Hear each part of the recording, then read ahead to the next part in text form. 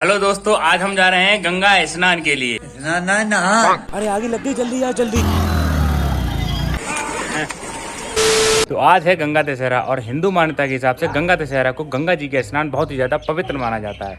तो आज मैं अपने गांव के चाचा जी के साथ में जा रहा हूं गंगा जी का स्नान करने के लिए।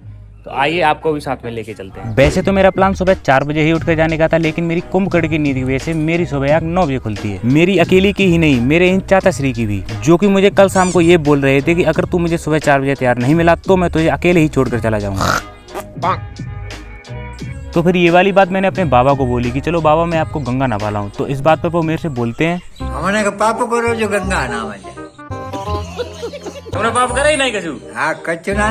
अच्छा, हाँ नहीं जाए फिर हम नहीं जाए। तो इसे तो आप जानते ही होंगे, ये है हमारा छोटा पांडा। तो इससे भी मैंने जाने के लिए पूछी तो इसका भी वही जवाब आता है, नहीं जा रहे तू नहीं रे चले। तो फिर मैं जाने के लिए अपनी मॉडिफाई हाईबूसा निकालता हूँ और स्वयं से सजे हुए चाचा जी के साथ बैठकर निकल पड़ता हूँ। तो फिर इस यात्रा में हम और हमारे चाचा जी और हमारे गांव के 4 लोग और साथ में हो लेते हैं। बोलो जुबान केसरी। तो हमारा सफर अभी शुरू ही हुआ था कि हमको रास्ते में एक काले कलर की गाड़ी मिलती है, जो कि मेरे नाना जी की होती है। वो भी गंगा स्नान को ही जा रही थी। हाँ जी साहब, सेटू हाय। तो फिर वो भी हमारे साथ हो लेते हैं और कुछ दूर चलते ही हमको ट्रकों की लंबी लाइन मिलती है। तो हमको ये आशंका हो जाती है कि हमको आगे भयंकर जाम मिलने वाला है, और आगे चल के होता भी यही है। पर चिंता की कोई बात नहीं है, हमारे पास एक कुशल ड्राइवर है, हमारे चाचा श्री, जो कि बड़ी सफाई के साथ हमको इस भयंकर जाम से निकाल लाते हैं। फिर कुछ दूर आगे चलते ही हमको पैदल श्रद्धालुओं की भीड़ मिलती है। ये सारी भीड़ जा रही है गंगा स्नान करने के लिए। तो फिर इन श्रद्धालुओं के साथ धीरे धीरे चलते चलाते गंगा मैया के इस आधा किलोमीटर के पुल को पार करते हुए हम पहुंच जाते हैं पांचाल घाट। तो आखिरकार कड़ी कठिनाइयों का सामना करके हम पहुंच चुके हैं पांचाल घाट। ये है पांचाल घाट। तो तभी हमको मिलते हैं गाड़ी में धक्का लगाते हुए हमारे साथ है हमारे गांव के भैया, जिनकी गाड़ी इस भयंकर जाम की चपेट को सह नहीं पाई और उसने अपना बीच रास्ते में दम तोड़ दिया।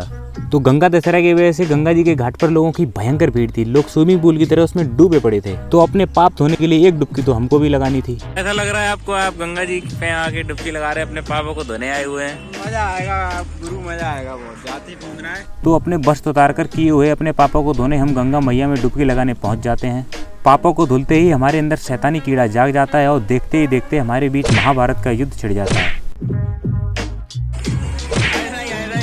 फिर हम गंगा मैया को जल चढ़ाते हैं और उनके पैर छूकर अपने कर्तव्यों को निभाते हैं। तो हम घर जाने के लिए रवाना हो ही रहे होते हैं, तभी मैं देखता हूँ कि वहाँ एक दुकान में भयंकर आग लग चुकी है। आग इतनी भयंकर होती है कि आसपास की 2-3 दुकानों को जलाकर बिल्कुल राख कर देती है। बाद में पता चलता है ये घटना सिलेंडर में आग लगने से हुई थी। तो फिर मैं अपनी हाईबूसा को उठाकर वहाँ से फौरन 9-2-11 हो लेता हूँ। तो लौटते समय हमको भयंकर भूख लगाती है, तो हम पहुँच जाते हैं भागारपुल के मशहूर कल्लू चाट भंडार पर, जहाँ की मिर्ची और पकौड़े दूर दूर तक प्रसिद्ध हैं। तो फिर ज़्यादा देरी न करते हुए खाने के लिए हम भी एक दोना ले लेते हैं और अपनी पेट की भूख को बुझाना शुरू कर देते हैं। फिर मैं कुछ मिर्ची और पकौड़े अपने नाना नानी के लिए भी पैक करा लेता हूँ और दुकानदार को 5 स्टार रेटिंग देकर वहाँ से निकल देता हूँ। फिर हमें रास्ते में मिलती है आम की ठेली, और आम तो मेरे फेवरेट हैं। तो 1 किलो आम को लेकर आखिरकार हम पहुँच जाते हैं अपने घर।